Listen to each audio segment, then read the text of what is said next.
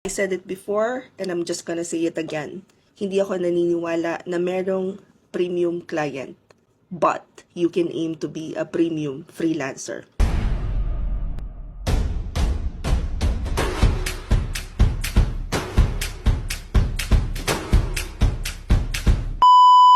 Sabi kasi dito ni Iya, meron po akong experience, pero bakit po mahirap humanap ng work? Kahit sana hindi premium client, magka-work lang. Imagine in a world where everyone is aiming to get the same thing.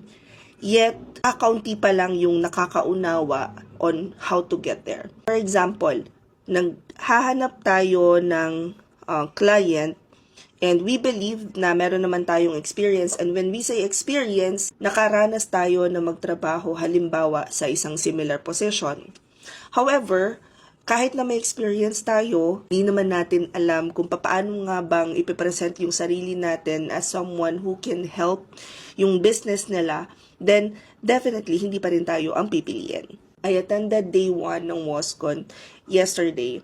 And I did take note of a couple of things na I think would be helpful, lalo na if you're an aspiring freelancer pa lang. It says there that the very first step sa marketing activation would be to productize. The very first question there is, what are you selling? How does this help your target market? What problem is it solving? And then the next step is for you to identify who are you selling it to. So those two things, you need to be able to answer first before you even try applying. A lot of aspiring freelancers, doon pa rin tayo sa mentality na kapag pumunta tayo sa isang platform, parang pumunta ka rin lang sa isang opisina, isasubmit mo yung resume mo, and then ipoprocess na nila yung application mo. As a freelancer, guys, remember, it's already considered a business. And when you are doing business-to-business model, ibig sabihin, kailangan alam mo kung paano mong seservisyohan yung business ng kliyente mo through your services. So, hindi na lang ibig sabihin na may experience ka na ay ikaw na ang kukunin ng kliyente. Mahirap talagang maghanap ngayon because very competitive na ang market. More and more people are learning how to create their own UVP or unique value proposition. Ibig sabihin, kung hindi ka pa marunong gumawa ng UVP mo, hindi mo pa alam kung sino yung tinutulungan mo at paano mo silang tinutulungan, dun ka munang mag-focus. Ang hirap kasi kapag papasok ka sa freelancing ng ang alam mo lang is, okay, so pupunta ako sa isang platform or pupunta ako sa isang agency at pagkatapos, i-hire nila ako. Hindi na ganun ngayon ang labanan. Kaya, ang ganda kasi ngayon, hindi na lang siya para dun sa mga gusto lang ng easy money. Para na to dun sa mga tao na talagang matataliktik or mandirigma ang utak. At kung hindi ka pa nakakarating dun sa point na yon, that is okay. Because everything can be learned even if magsimula ka pa sa walang experience ever.